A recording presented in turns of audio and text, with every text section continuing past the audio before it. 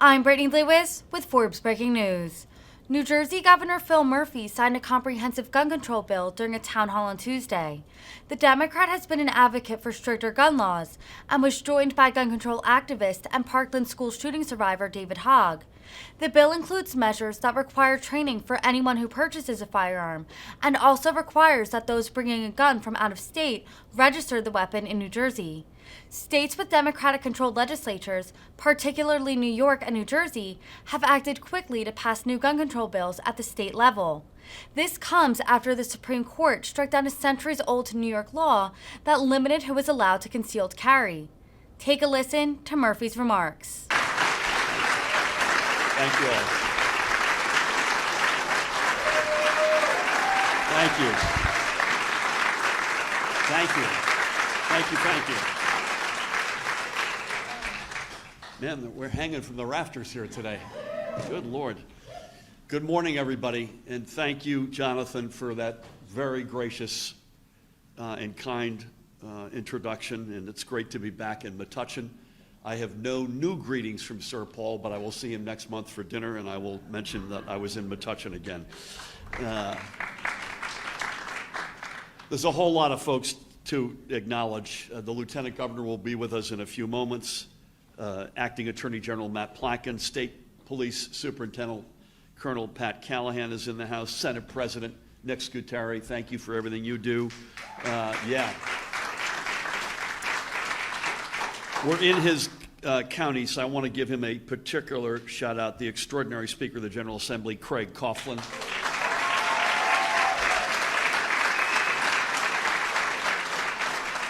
Senator and Governor, and one of the guys I've looked up to for a long time, Dick Cody, is in the House.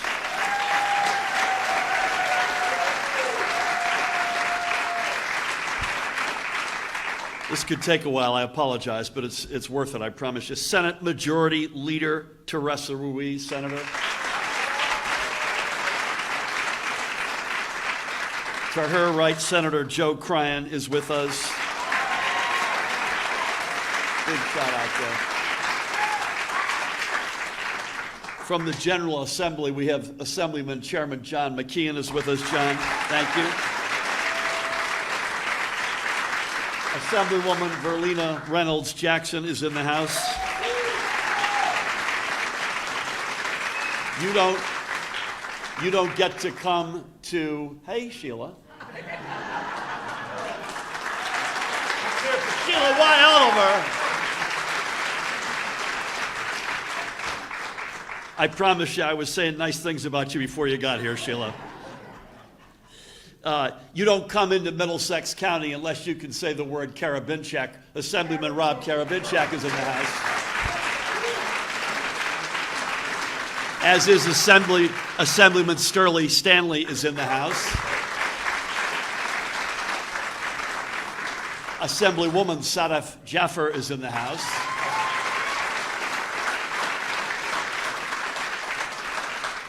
I haven't forgotten you, Pat, but I didn't do it in the right order. Senator Pat Duignan is with us. Extraordinary Middlesex County Chair Kevin McCabe is with us, Mr. Chairman. Vice Chair Beatrice Moskowitz. Beatrice. Es freut mich sehr. The Chief Counsel, Paramel Garg, is in the House. Is that you, Santi? Middlesex County Commissioner Santi Nera. Members of council, as were already introduced by the mayor, I want to, by acclamation, acknowledge them as well. We would not be here today without a couple of other folks. Bill Kastner. Bill, I want to thank you.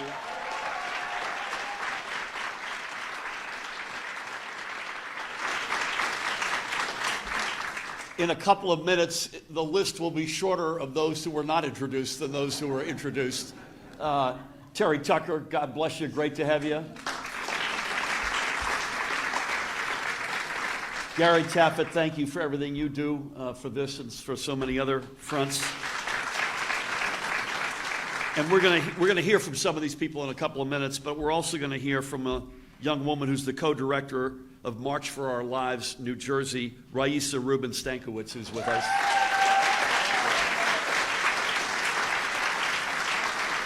And to all the other, if I forgot your name, I apologize, but to all the other extraordinary advocates and voices for gun safety, thank you for everything you do, and God bless you. So 14 months ago, actually almost 15 at this point, on April 15th, 2021, we came together to unveil what we called our Gun Safety 3.0 package of legislation. We did so because while we had made great progress in becoming one of the nation's top states for gun safety, we knew there was more to do. And every life lost to gun violence is one life too many. On that same day, again, this is April 15th, 2021, there were 4 mass shootings in America, including, you may recall, an incident at a FedEx facility in Indianapolis, Indiana, in which 8 people were senselessly murdered by a former co-worker. In the time since, there have been more than 870 mass shootings in America, and sadly, we know the towns: Oxford, Michigan, San Jose, California, Buffalo, New York, Uvalde, Texas, and as Jonathan mentioned yesterday, the awful, awful, unspeakable tragedy in Highland Park, Illinois, which, by the way, is a quintessential American town. We had some cops, Pat, in Philadelphia shot last night, the details of which still are in a little bit of a fog of war. It just goes on and on. Those are a few among hundreds and hundreds more. Roughly 2 mass shootings every single day since we put forward our plan to help stop gun violence. And in New Jersey, since April 15th, 2021, there have been, Pat, by my count, 1,271 total shootings, and those shootings have claimed 291 precious lives and 1,313 others who were injured. There are those who think this is all just the price of living in the United States. There are those who take seriously the words of the satirical website The Onion, and this was the headline: "No way to prevent this, says only nation where this regularly happens." And sadly, it appears 6 of these mistaken people sit on the Supreme Court of the United States of America. Well, we believe differently. We believe, or I should say no, we know that we can take on the epidemic of gun violence and win. We can put in place strong and smart gun safety laws that are consistent with the Second Amendment and still protect our communities. And surely there were those who said we would never get the gun safety bills we all supported through the legislature. There were those who said that we were being too ambitious, that the gun lobby was too strong, and that our political system would not have the will to take on and win this fight. But again, we believed differently. And guess what? Today we are making Gun Safety Package 3.0 the law of the land.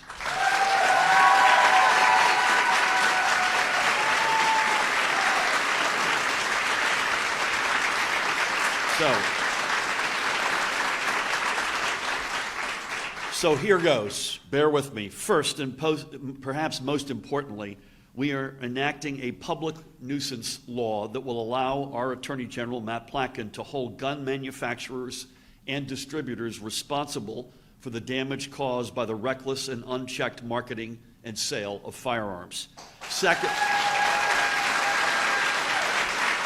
Secondly, we're also saying in no uncertain terms that if you want to buy a gun, you need to first complete a certified safety course. By the way, no different than if you want to drive a car, where you have to get a license showing you know how to safely use it. That's number 2. Number 3. The loophole that allowed gun owners moving into New Jersey to skirt the procedures that established New Jersey residents follow in order to qualify to purchase or obtain firearms, that loophole is hereby closed.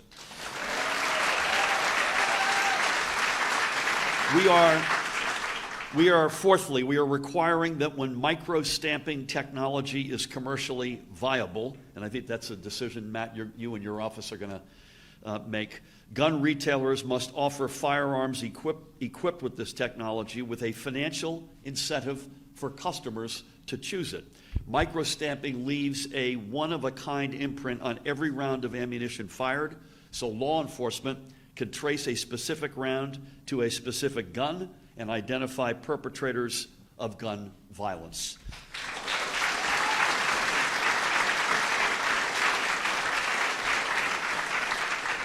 Fifth, we're finally requiring electronic record keeping of all ammunition sold in New Jersey to, again, help law enforcement monitor suspicious purchases and identify bad apple dealers and straw purchasers.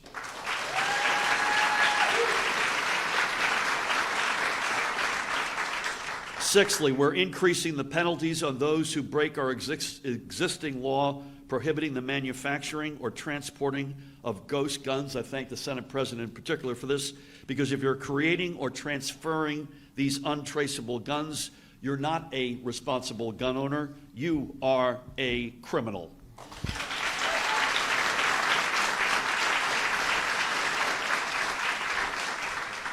And once and for all, we are banning the sale of .50 caliber weapons.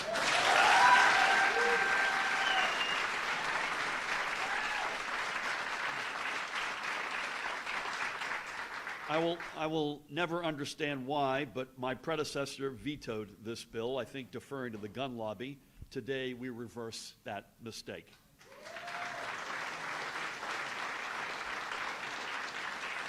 So, all 7 of these laws in a few moments will be the law of the land in New Jersey.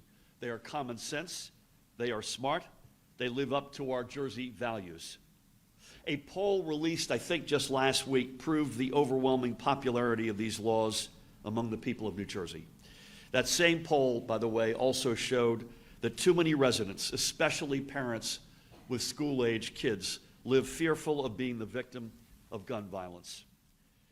By the way, raise your hand. Did you go to a parade this weekend?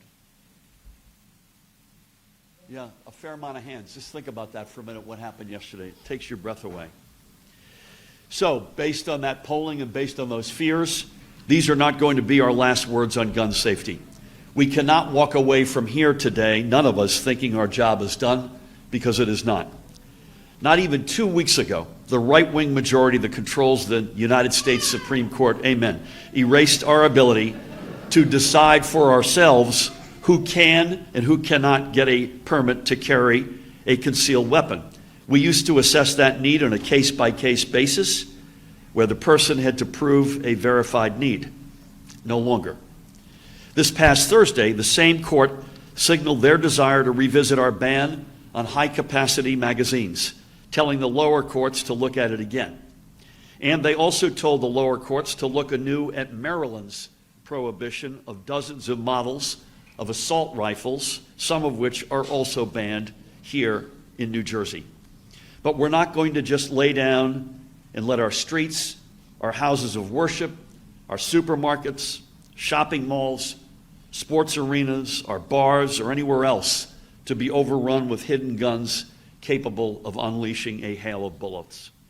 I look forward to working with the legislature and the leadership to address this awful concealed carry decision with strong and smart laws, expanding the number of places where firearms cannot be carried, and, by the way, saying without any doubt that you cannot bring your gun onto private property without explicit permission to do so.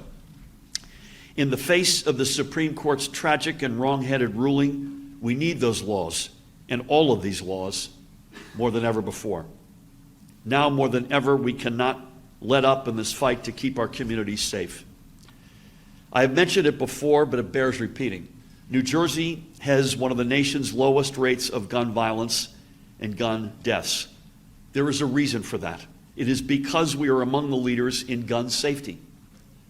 We are not going to give up on always looking for new ways to save lives, protect communities, and ensure that every resident can live without fear. And I know that none of you are going to give up either. Again, I must extend a special thanks to Speaker Craig Coughlin, who stood with me in this very location late last year and committed to getting these bills done. Craig, we would not be here without you today, without your leadership, and without the work of your outstanding team who worked closely with our team to get these bills over the finish line.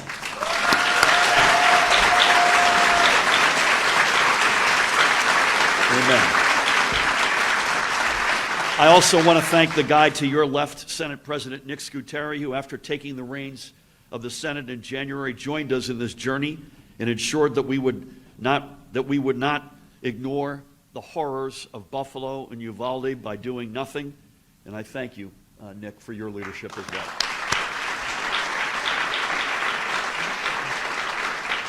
So to the two leaders and every legislator with us today and beyond who voted on the right side of history, I say thank you. To all the members of law enforcement who stand with us for safer communities, I say thank you. And to all the folks from Everytown and Moms Demand Action, Giffords, Brady, March for Our Lives, Sandy Hook Promise, Ceasefire NJ, and the Rutgers Gun Violence Research Center, from the Newark Street Team, Patterson Healing Collective, and Jersey City Together, on down to every community-based organization doing the hard work at the street level, to each and every one of you, thank you from the bottom of our hearts.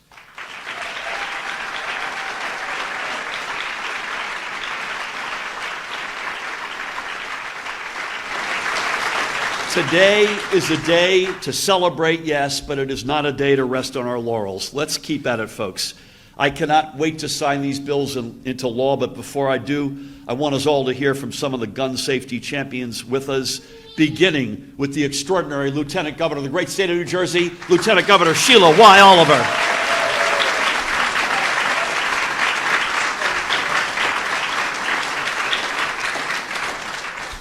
Good morning, everyone.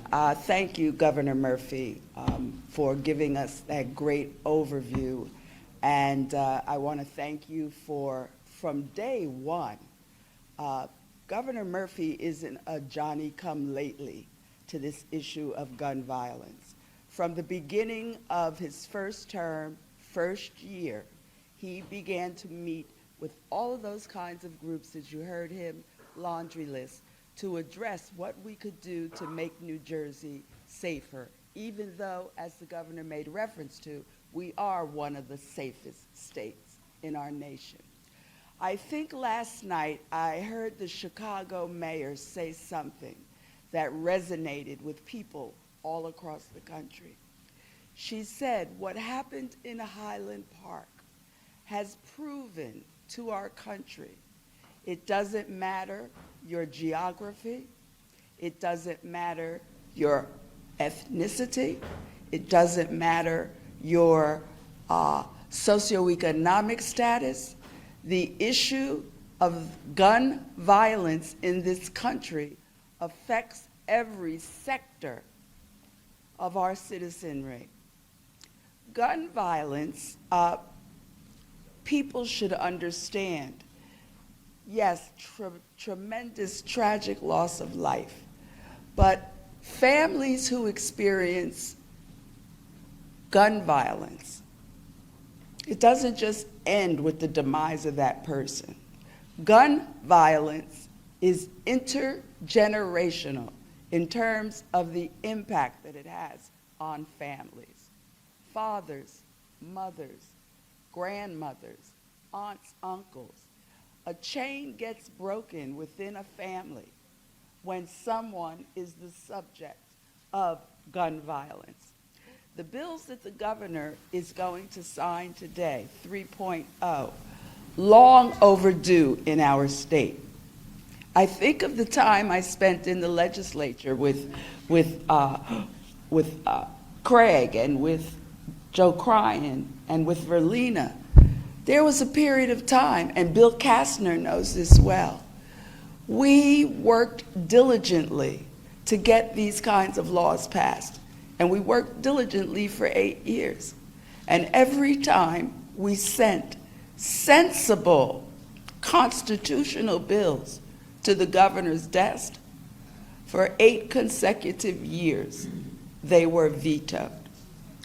Governor Murphy, you've stepped up, and we appreciate it.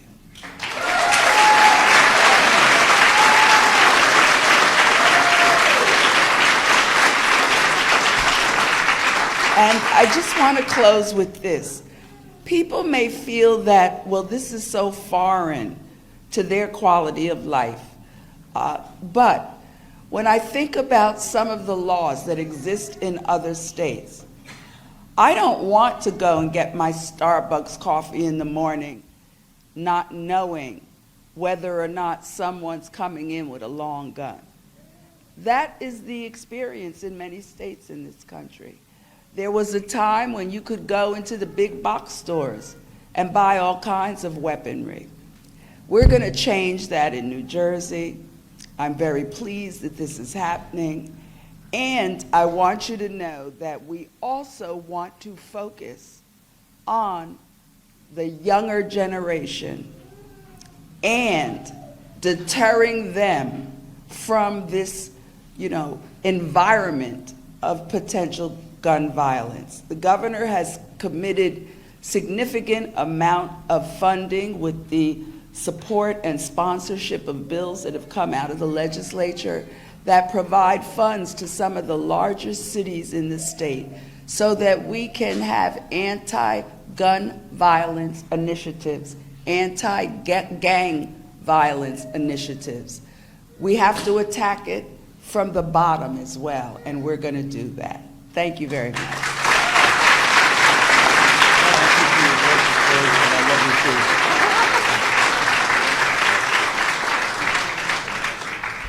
Sheila and I are old enough to remember the Kerner Commission that was written after the uprisings of the late 60s, and it started off, I think the first sentence is, "We live in two Americas," and that was intended to address the racial fault lines.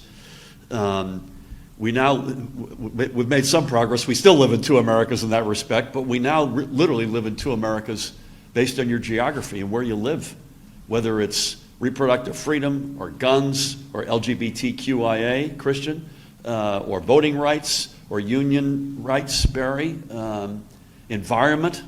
It is increasingly really important where you live and where you work. Thank you, Sheila, as always. You mentioned the next generation, and we happen to have a great representative of the next generation. She's the co-director of March for Our Lives, New Jersey. Please help me welcome the aforementioned Raisa Rubin Stankiewicz.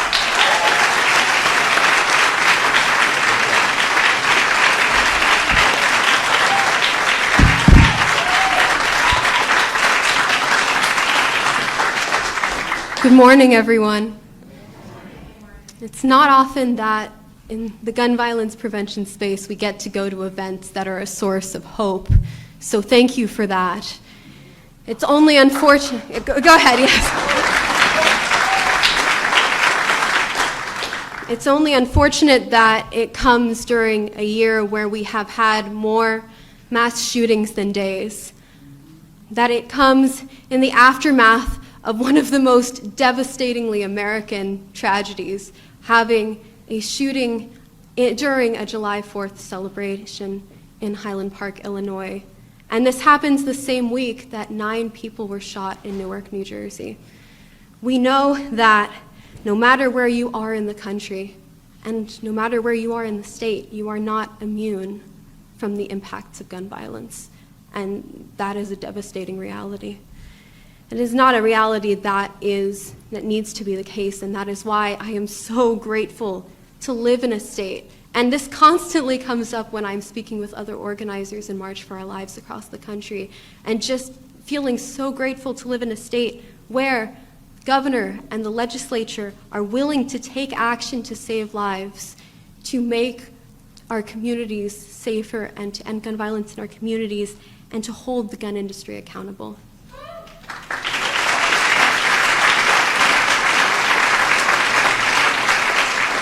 And New Jersey is serving as an urgently needed model for the rest of the country with this Gun Safety Package 3.0.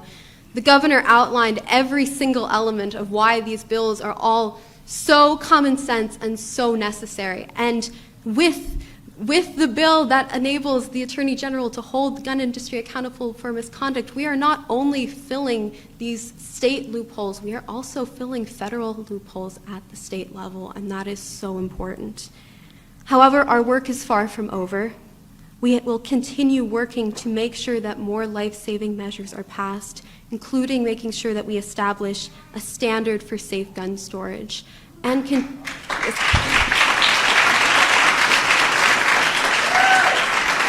And we must also continue to pass, to make sure, we're very grateful that the Assembly went ahead and passed a bill raising the minimum age to own shotguns and rifles to 21, and we must continue to push for that to get through the Senate. I just want to say thank yous are always difficult because this is such a community effort, and the governor did an extraordinary job, and I cannot top that. But I do really want to make sure that I thank a number of the groups that have worked on this issue, from Brady, New Jersey, to Coalition for Peace Action and Ceasefire, New Jersey, the incredible team from Moms Demand Action, New Jersey, the National Council for Jewish Women, the Unitarian Universalist Faith Action New Jersey, and the rest of the Gun Violence Prevention Network, who consistently show up and make sure that they push at every event that they are present. And of course, I also want to acknowledge the extraordinary work that the governor brought up of the community violence intervention organizations that we have. That is the future of gun violence prevention. If we are truly going to end it, we must continue in these critical efforts. I also want to thank the extraordinary legislative leadership and legislators who have pushed so hard for this today. I want to thank Senate President Scutari. I want to thank Assembly Speaker Coughlin. You posted these bills for votes, and you made sure that they moved, and we are so grateful. I want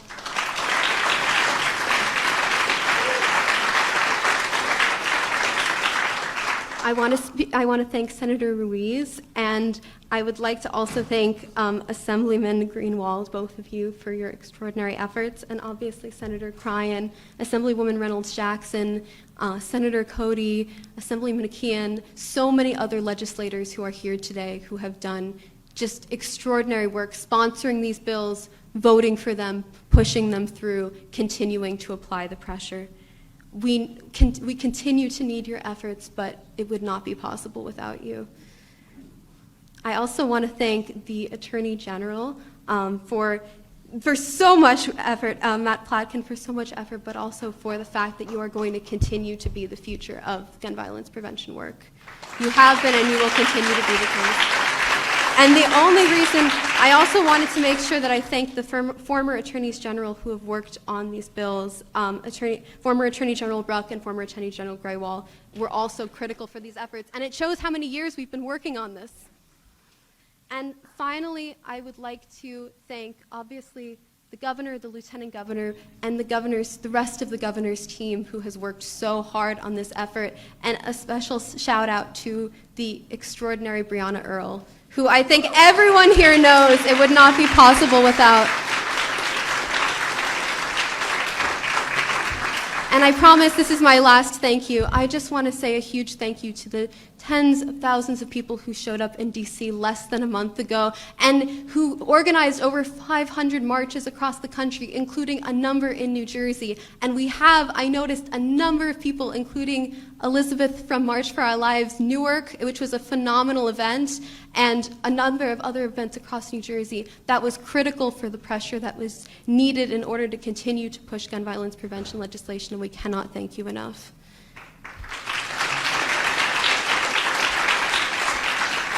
Organizing works. Thank you.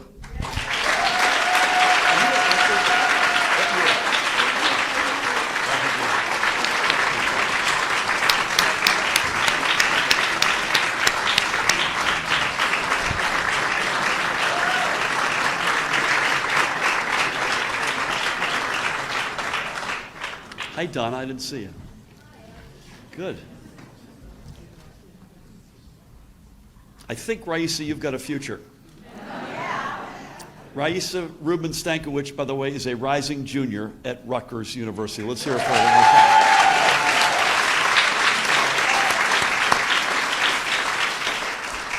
One of these days, we'll get you comfortable behind the microphone. That was extraordinary. Good Lord. One more time.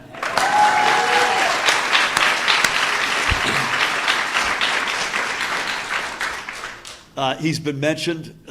He's doing an extraordinary job in this arena and in so many others. Please help me welcome the Acting Attorney General, Matt Platkin.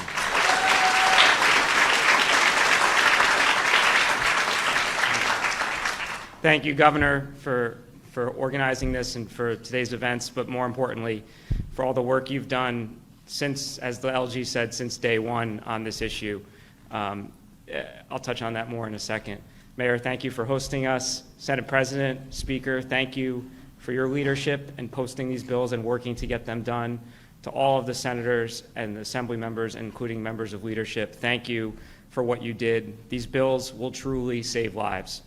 To Colonel Callahan, Prosecutor Lonnie Chacon is here from Middlesex County, as well as many other members of law enforcement. I don't think we need a reminder of what law enforcement does every day in the context of preventing gun violence. Just look at the two officers, as the governor mentioned, shot in the city where the Declaration of Independence was signed in Philadelphia last night. So thank you for everything you do to keep us safe.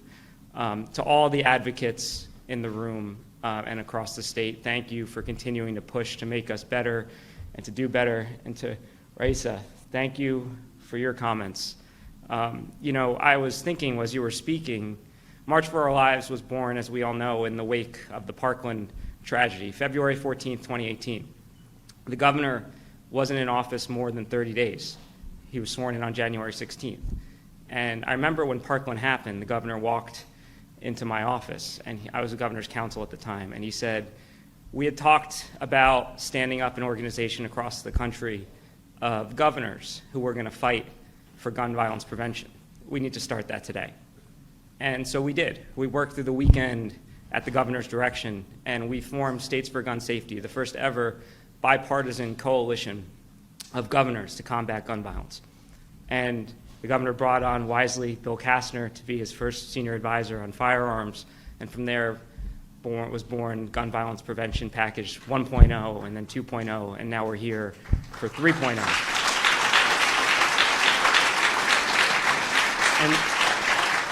And so truly, from the first days the governor has been in office, this has been his top priority, and I've been privileged to watch that. But I was also thinking about Parkland because I grew up in the Columbine generation, and I hear about the future of gun violence prevention, right? So when Columbine happened, I thought we were going to figure it out.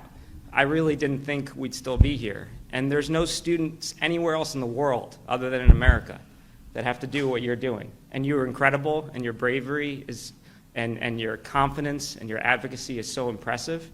I just wish you could be a junior in college and you didn't have to stand up and advocate for sensible gun violence prevention measures. But here we are in a country where we're dealing with 10 mass shootings a week, a daily drumbeat of gun violence in our communities. Obviously, we saw tragedy last night and yesterday on 4th of July. New Jersey, as the governor said, has some of the strongest gun laws in America. And make no mistake, that is the reason why we also have one of the lowest rates of gun violence in this country. And I hear some of the people talking, I've been asked, even just in the last few days, well, isn't it all a problem of illegal guns? Trust me, we're going after them too, and I thank the Colonel for his work. But these laws save lives. And the epidemic of gun violence that is plaguing our country we are not immune to it here in New Jersey.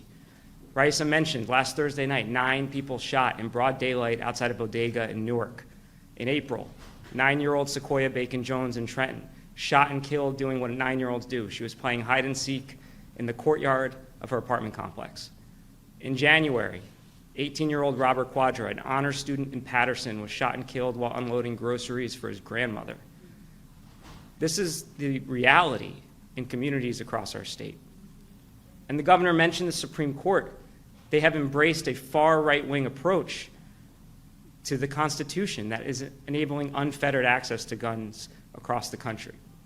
I find it hard to believe that the court has said they give more deference to people who want unlimited access to guns than they do to law enforcement officers who are dealing with this crisis, or that they care more about dictating reproductive health decisions, as the governor talked about on Friday, than they do about protecting our kids. That's a definition of pro-life that I will never understand. And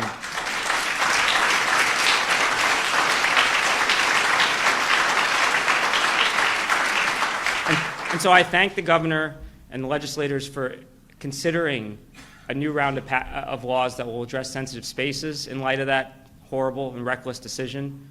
We do need to continue to work, and that will keep us safer. But of course, we need to do more than address our permitting processes for concealed carry. And that's what the governor and the legislature has done today. These laws are common sense. These laws will save lives, and these laws are entirely consistent with the Second Amendment. Just think about a couple of the things the governor mentioned. Training requirements, common sense, and entirely consistent with the Second Amendment. Tracking ammunition sales so we know when someone's gearing up for the next mass shooting. Common sense and entirely consistent with the Second Amendment.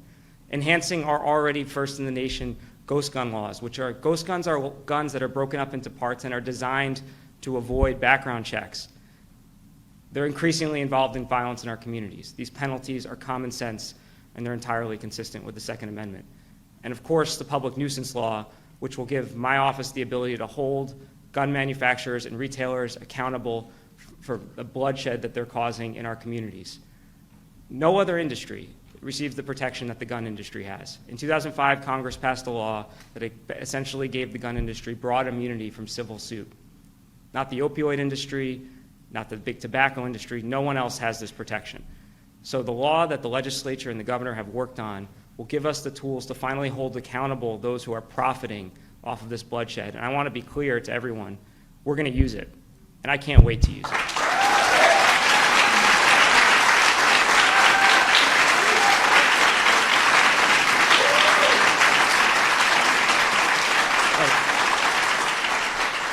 Lastly, and I'll conclude, I just want to also thank the legislature and the governor for the budget this year, which included another appropriation of $10 million for gun violence intervention work at the community level. We have invested in hospital-based violence intervention programs and community-based violence intervention programs. There's no one way to solve the gun violence epidemic. It's enforcement, it's holding those accountable who are profiting from the bloodshed, and it's investing in our communities who are going to intercept and disrupt the cycle of violence. So I want to once again thank the legislature, leadership, the governor, lieutenant governor for giving us these tools. I assure you we will put them to good use. Thank you.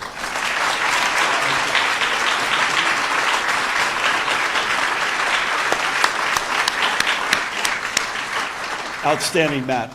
We could not have anyone better in the seat you're in, and it's one of the most consequential seats of any in the state. Madam Prosecutor, apologies for not acknowledging you earlier. By the way, it's great to have you and the Attorney General and your colleagues are indispensable in this fight. We've got some great gun safety champions in our legislature, and we're going to hear from a few of them before we wrap. Please help me welcome the outstanding President of the Senate, Nick Scuteri.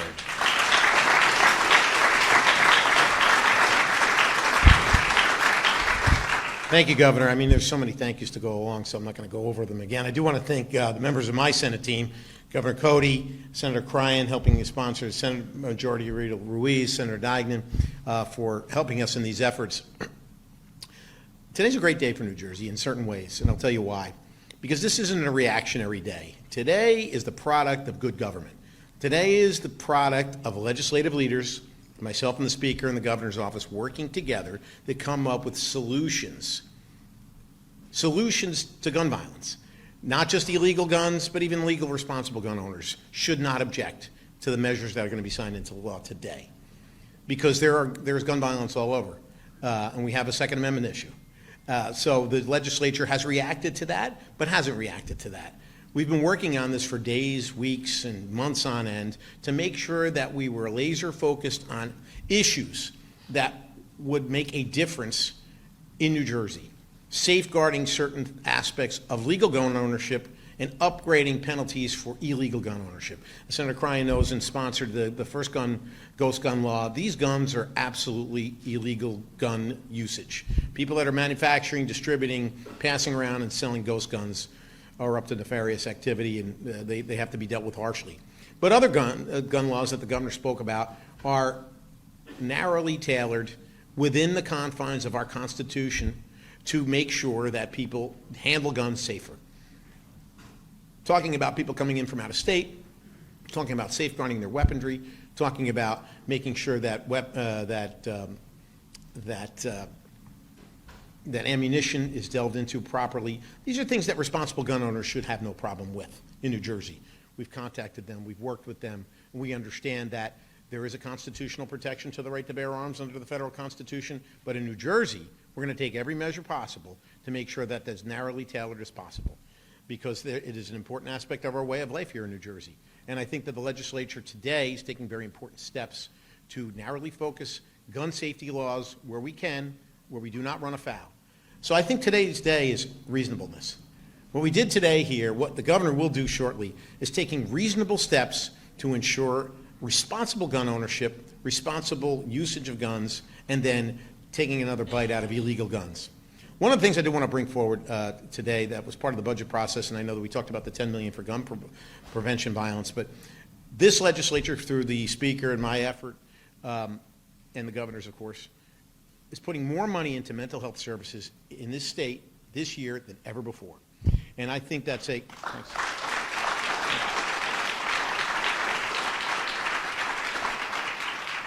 To me, mental health awareness, mental health illness is at the heart of so many problems that we face in society, not the least of which gun violence, unemployability, homelessness, veteran issues, all of these things that we can address through a more narrowly tailored viewpoint on what we do with mental health. And I want to thank the members of the legislature for investing so heavily in it this year. And you're going to see that hopefully next year, the fruits of our labor, when we see more and more folks being able to get into mental health crisis prevention issues, helping to encourage people into that program, and I think that that's going to be helpful. This is a long-term problem.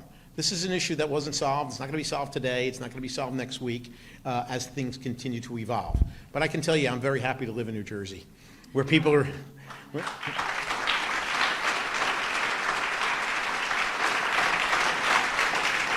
people understand there are constitutional rights, but understand there are restrictions that are good for each and every one of our citizens. Really a pleasure to be here to work with all these fine leaders. Couldn't have done it without them. Worked together hand in glove. This is an example of government working together, and you should be proud of it. Thank you, everybody.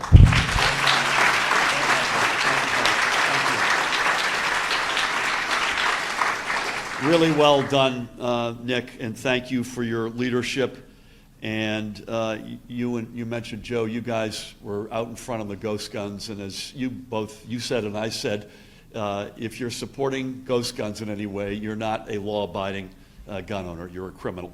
Thank you again. We're in his county. I mentioned him earlier. He was with me from day one on this and on the packages that came before. His team is exceptional. Please help me welcome the Speaker of the General Assembly, Craig Coughlin. It's summertime. It's summertime. Good morning, everyone. It's a real pleasure to see so many people out here this morning. In fact, I think this is the first press conference I've ever gone to where you had to get tickets through Ticketmaster at twice the price. But you'll also be happy to note that I marked the midpoint of the speaking program, so just an hour or so we'll be done. But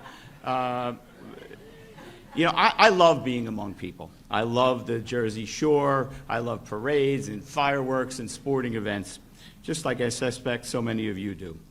But at this point in time in our nation, it's not unfair to ask, where's the next target going to be? And when you have to ask that question, it impinges on all of our rights. Because students have a right, children have a right, not to feel safe when they're at school or in the park or at their soccer game. And residents have the right to feel safe when they're grocery shopping and to go to the community centers and to be at a concert. And all of us deserve to be able to feel safe when we worship at our church, our synagogue, or our mosque. New Jerseyans and all Americans deserve to go about their day with peace and happiness and prosperity, free of the fear of being challenged by gun violence. And so it's the job of all of us who are fortunate enough to be able to serve the people of New Jersey as elected officials, to do what we can. And that's why I'm so proud to be back here, Governor, with you. We're here in December, right here in Metuchen, and we're back here today to do something really important for the state of New Jersey and continue the fight to make New Jersey the safest place in the country. So thank you, Governor, for your extraordinary and unflinching leadership on this issue throughout the entire process. And to all of my friends in the legislature here, Assemblyman Karabinchik, Assemblyman Stanley, Assemblywoman Jaffer, Assemblyman McKeon, and Assemblywoman Marlena Reynolds-Jackson, thank you all. I'd also like to thank my majority leader, Assemblyman Louis Greenwald, who can't be with us today, sends his best, and has been a leader in this fight for a long time. And to all of my colleagues in the Senate, thank you for all that you do, and a special thanks to the new Senate President I get to work with Senator Scutari. Thank you for all of that. You know, we are out in front, and with one of the states, one of the nation's strongest gun laws. And that's not by accident. It's a product of smart and thoughtful policy, and it's about a shared belief in doing what is right and best, and it's about leadership. And I'm proud to be one of the leaders who was able to bring this home, to bring these gun bills into fruition. But we can't be complacent. We can't take things for granted, and we need to continue to be proactive. For those still impacted by the all too real fear of gun violence, our communities need the protection that we can provide. And so we should be proud of the work that we've done. As the governor and as the Senate President have outlined, as the Attorney General has outlined, these are truly common sense measures. Think about it for a second. Here's what we're asking to do. Hold the people in the gun industry accountable. Is that too much to ask? Require firearms training. Is that really too much to ask? Enhancing the traceability of new guns and ammunitions. Help law enforcement do their job. Preventing powerful guns that could take down an airplane, I'm told, and gear from getting into the hands of those intent on using it for bad purposes. Think about that.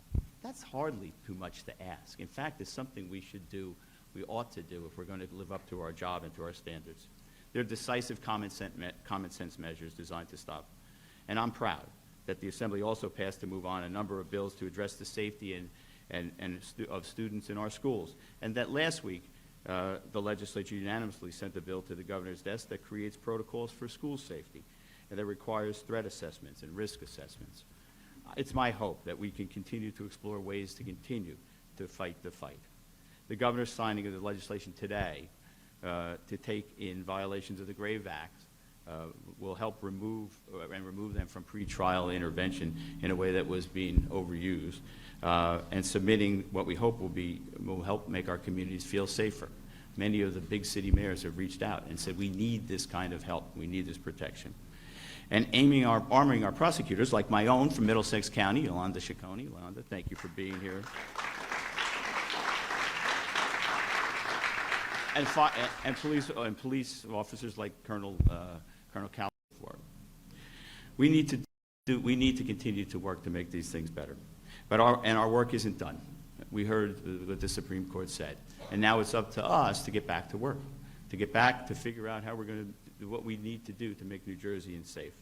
And I'm proud to be here with the governor and the legislative leaders to thank them for their extraordinary work, and to thank you, who are the advocates who are here today, to thank all of you who work so hard and are passionate about this industry, to thank fellows, leaders like Bill Kastner, and folks that I depend on, like Chairman McCabe and Gary Taffet, and all of my extraordinary staff who make this possible.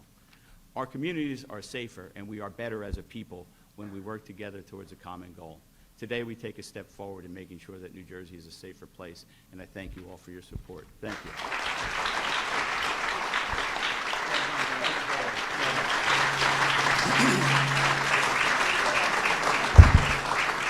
Speaker, thank you for those words and for your great leadership, and to you and your colleagues. We're almost there, folks. Another great leader is the Senate Majority Leader. Please help me welcome Senator Teresa Ruiz.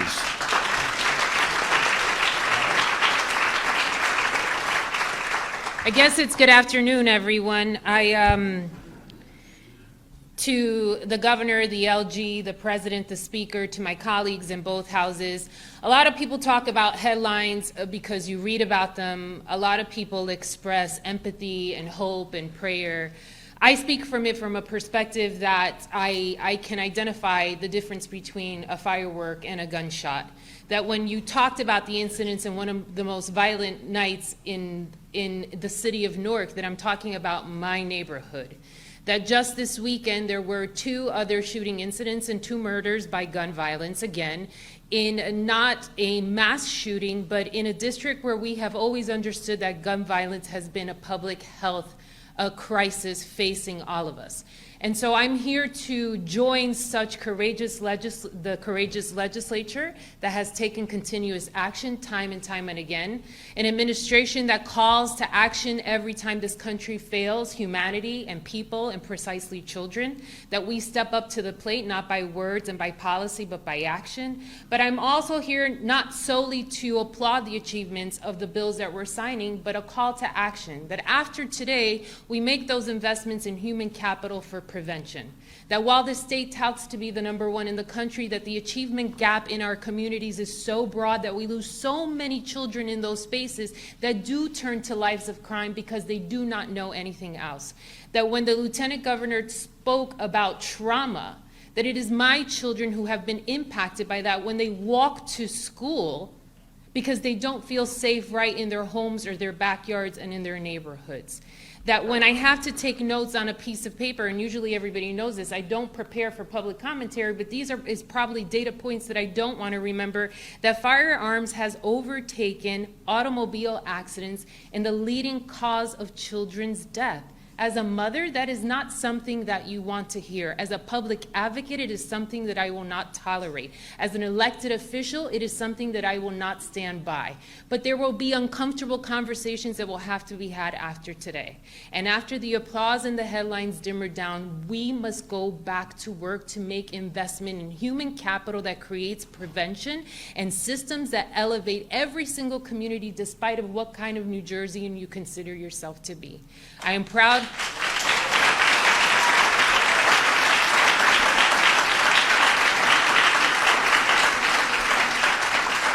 Thank you.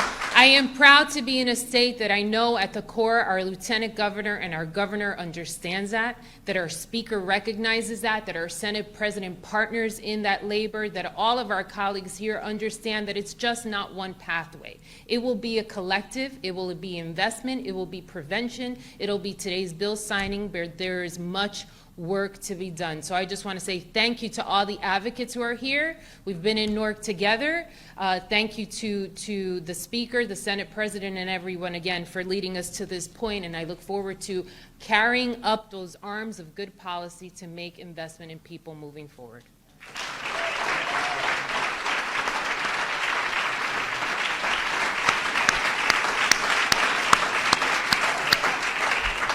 Thank you, Senator, for inspiring words and great leadership.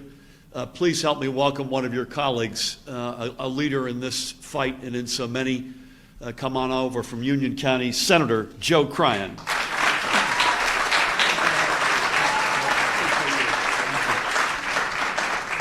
Afternoon, everybody. Today's a good day.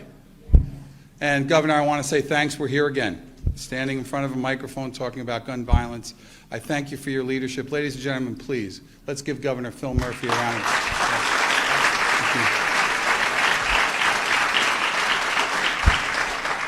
To all the leaders that are here, thank you. I appreciate you being here. I appreciate being part of a solution. That's what's important. And I really think, Governor, though, that we're really at Rais's press conference. And Rais, I want to thank you and Elizabeth, and I hope you don't mind. I want to note someone who's joined us today. She is a young lady from Union who helped organize the March for Our Lives, which was on a 1.8 mile walk from Springfield Town Hall to Union High School. We had hundreds of people come down Morris Avenue to express their voice of support for the events that ultimately lead us to today. And I want to recognize Faith Cardello over there. Faith, a young lady. Faith will be a senior at Union High School. We have been together and commented many times about many different things. And the last time we were here, which I believe was in Trenton, was to advocate for this bill passage. And the quote I used was that, and frankly it came from Henry Winkler, I think, was that I believe in rights, but I believe children have a right to see tomorrow. And Governor, today, more children will have a right to see tomorrow, and I thank you for that.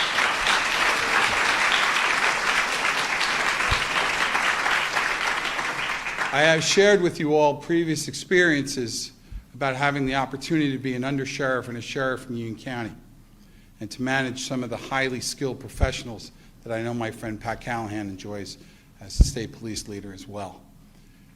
I have been on crime scenes where I've actually watched people bleed out, More important than that, I've actually stood there and listened as a mother's been notified that her son is no longer there. I assure you that there is no scream like a mother's scream when she realizes that her son is gone. I can assure you that the sobs of siblings who cry uncontrollably is something that doesn't leave you. And I can assure you, having heard them, that the sounds of children that realize that a parent is no longer there is something that is horrific and never, ever leaves your head clearly. And I say that today because, Governor, on those scenes, I've dealt with folks, the officers who I had the privilege of leading, some of the most hardened professionals in this state on crime scenes and investigatory process. I've seen them stand there and not know what to do next with that feeling of absolute hopelessness. Sometimes shrug their shoulder. Folks with weeks of training and years of experience stand and say, what can you do? Often, as Pat will note, often I've referred those folks to counseling because of the crime scene itself and what it takes to actually have the fortitude to do the job that they're entrusted to do. I've seen that, and I've stood there with the hopelessness that one can't answer. And yet today, Governor, we have hope. Today I can look at somebody and say, what can you do? Actually, we've done something. We actually have done something today, and I thank you for that.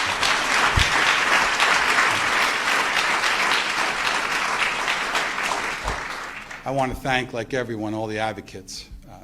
When you look at an audience, and let's face it, not everybody agrees on this issue, shall we say, to put it mildly, and no one's really shy about their voice. I got to thank Bill Kastner. Billy, I just got to say thanks.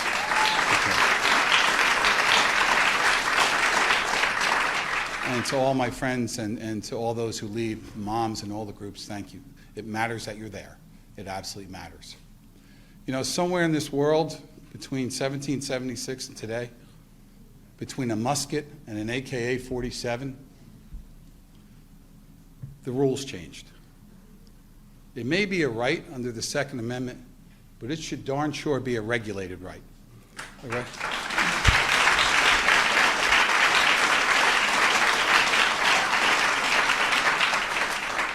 It's my opinion that it's actually a privilege these days. That somewhere between AK and 47 it became a privilege. We've watched too many lives lost. I assure you, we've heard too many screams. And to try to comfort with empty words that one can't possibly come up with, at least no one that's called Joe crying could, to stand there and say, I don't understand why. Or we'll find the person who did this, as if that really mattered, as if it would bring somebody back. Can't bring anybody back.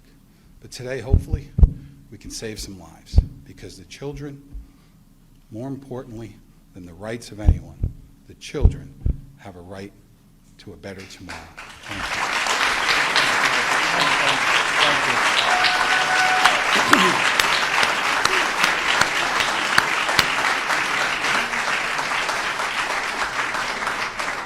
Very, very powerful words, and a guy who not only just says the right words, but does the right things. Last but not least, here from the capital city, a city, sadly, that is no stranger to gun violence, an outstanding legislator. Please help me welcome Assemblywoman Verlina Reynolds Jackson.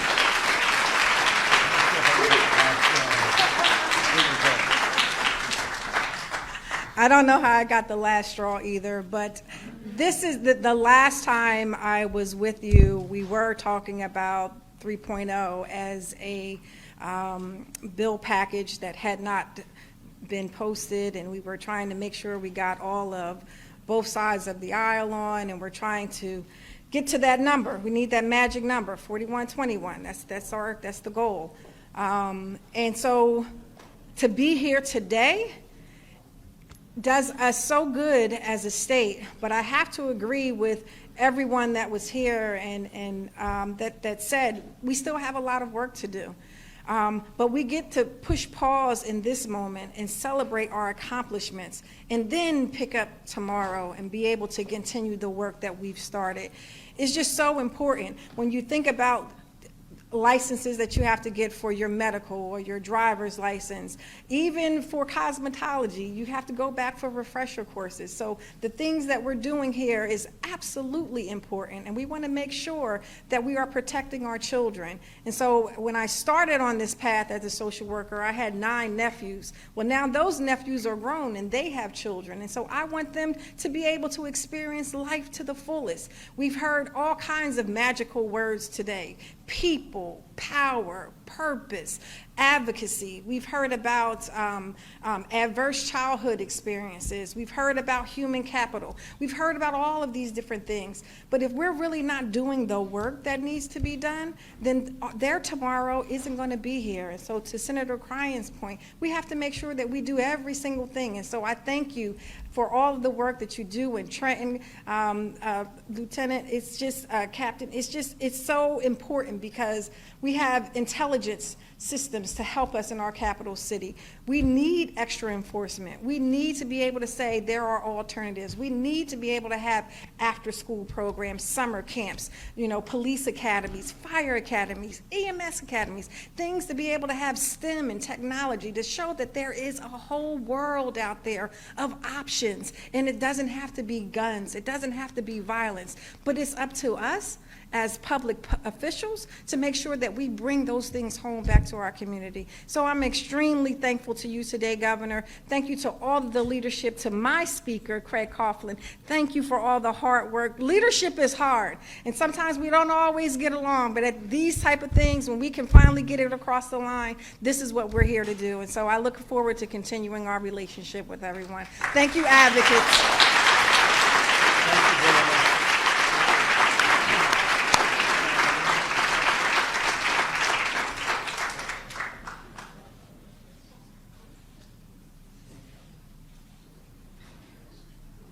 A lot of people watching. Verlina, thank you. Bless you. You mean we don't always we're in New Jersey, we always get along. Thank you for your powerful words. Many people have mentioned the Superintendent, Colonel Pat Callahan. I'm going to mention him one more time because he's beginning today recruitment for the next class of New Jersey troopers, the best troopers in the land. Shameless commercial, go to njtrooper.com. Singular, right? Trooper. njtrooper.com. If you decide to become a New Jersey State Trooper, it'll be the best decision you ever made. I want to close with an observation because there was a lot of noise around the Highland Park massacre that Illinois has strong gun laws, gun safety laws, which they do, and that apparently the gun was purchased legally. At least that's what the early thoughts were that on news reports last night. So the question, and by the way, another data point you should know, 80 or 85% of the crime guns confiscated in New Jersey come from out of state. So you may ask, skeptics may ask, I know the advocates won't ask, well, why do all this if that's true? And let me say 2 things.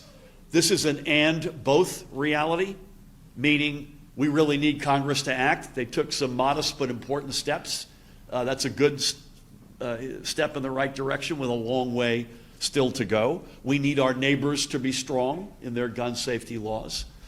But at the same time, this is about, and this is the way I think about it, we're trying to improve our batting average. The goal is to bat 1,000. We probably will never bat 1,000. But if by signing these laws today, we can improve our batting average, in other words, you measure your batting average by fewer gun crimes, fewer fatalities, fewer injuries, more positive street team work, better prosecutions, whatever it might be, better holding the manufacturers more accountable. All of that may not move the needle all the way to batting 1,000, but it improves our batting average. And that's what we are all in this to do. I won't go through and thank everybody again because that may take us through supper. But I want to thank each and every one of you. And as they say in Hollywood, it's a wrap.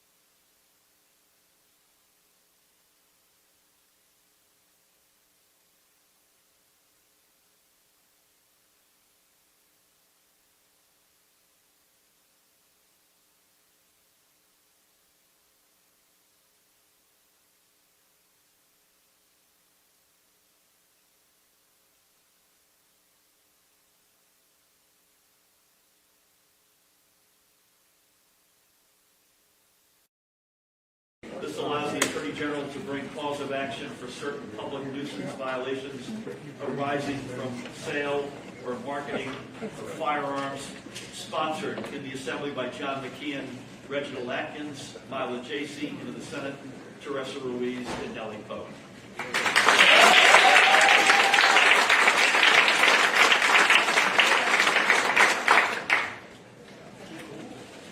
First up, Chairman of the Senate, John McKeon.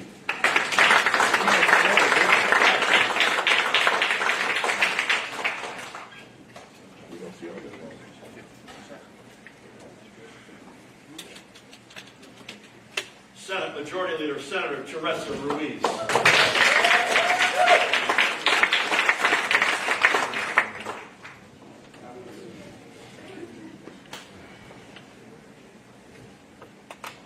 Lieutenant Governor Sheila Weil.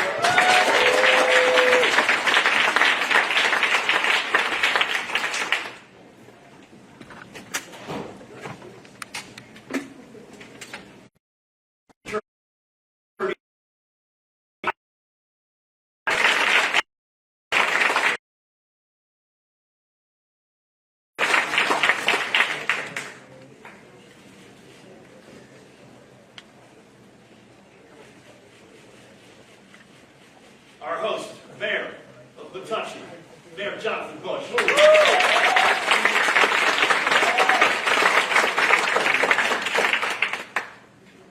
Okay. Next up, this is Senate Bill 2903, Assembly Bill 1302.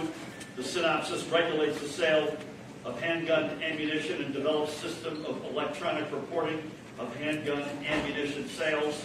Sponsored, and I wanted to give him a shout out, The Assembly Majority Leader Lou Greenwald, who's been terrific for many years on this front.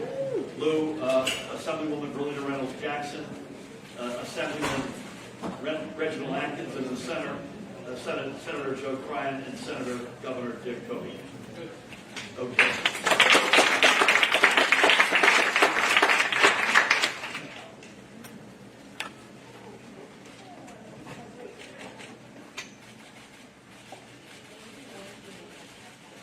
This pen goes to Senator Joe Cryan.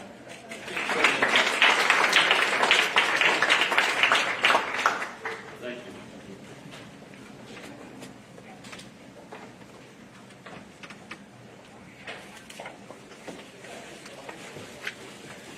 And this one goes to Teresa Turner of Moms.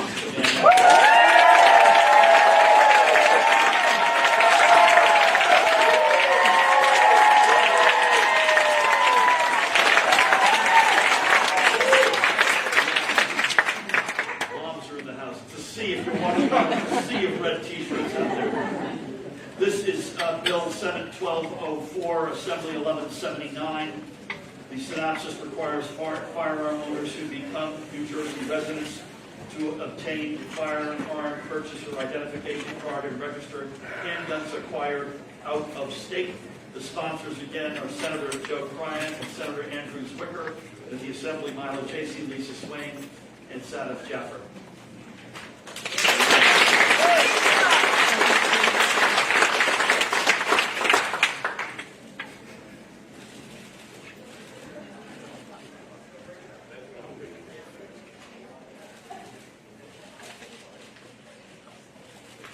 First pen goes to the guy to my left, the extraordinary Speaker of the General Assembly, Craig Paul.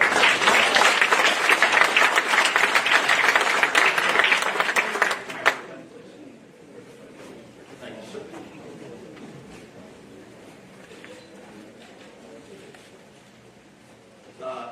This pen goes to representing Brady United Against Gun Violence of New Jersey, Karen Cantor.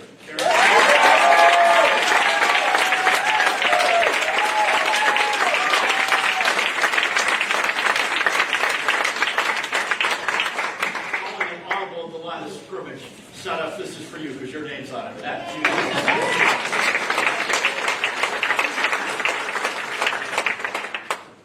we hope to get you out of here by supper. This is now Senate Bill 2905, Assembly Bill 4366, as reported by the Senate Law and Public Safety. Oh, sorry. Revises definition of destructive device to include certain 50 caliber rifles, making certain exceptions. I hope there are any exceptions. Sponsored by Senate President Nick Scuteri, Assemblyman Reginald Atkins, Assemblywoman Annette Quijano, and Assemblyman Will Sampson.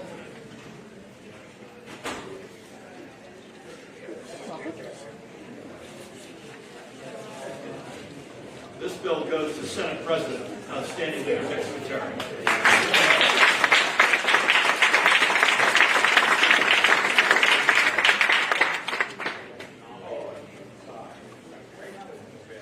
This one goes to the star of the show, Raisa Rubin.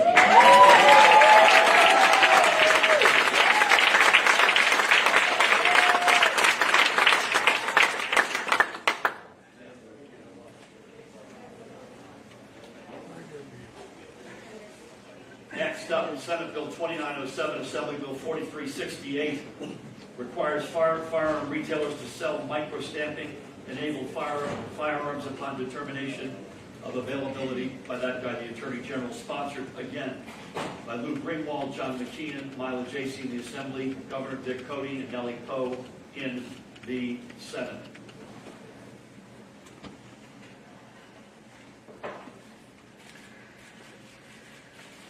I mentioned earlier he's a guy I've looked up to for a long, long time. Let's hear it for Governor Dick Cody.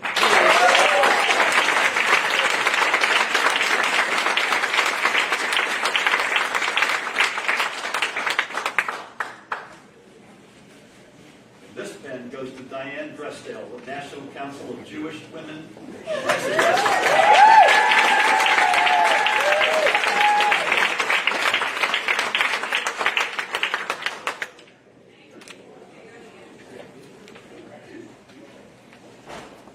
Senate Bill 2906, Assembly Bill 4370, requires training for issuance of firearms purchaser identification card and permit to purchase handguns under certain circumstances, provide firearms purchaser identification card, including photograph and thumbprint, and remain valid for 10 years.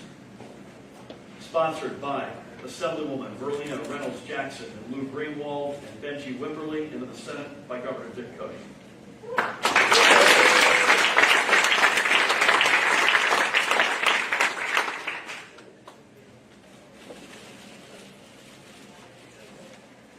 First pen goes to Assemblywoman Verlina Reynolds Jackson.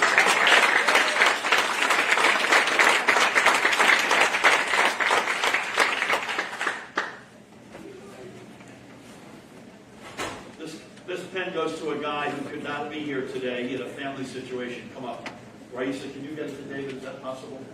Or who could get the best to David Hogg? Can you? Let's hear for David Hogg.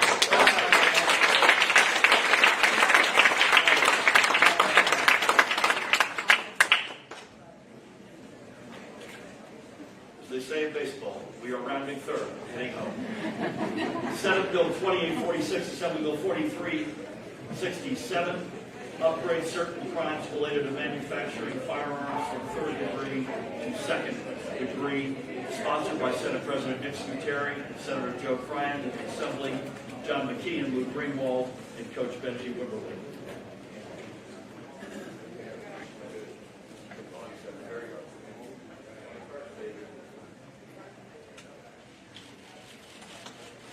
This pen goes to Nico Bokor of Differs.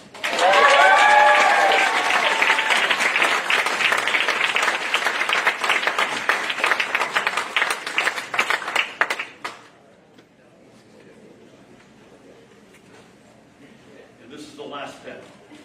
And importantly, it goes to the guy without whom we literally would not be here today. Let's everybody get it up for Bill Castro.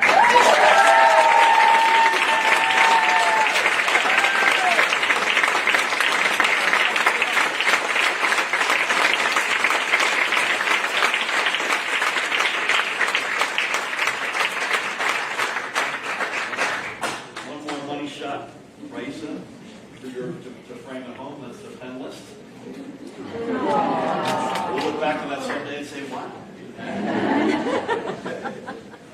These 7 walls are now, in New Jersey, the law of the land.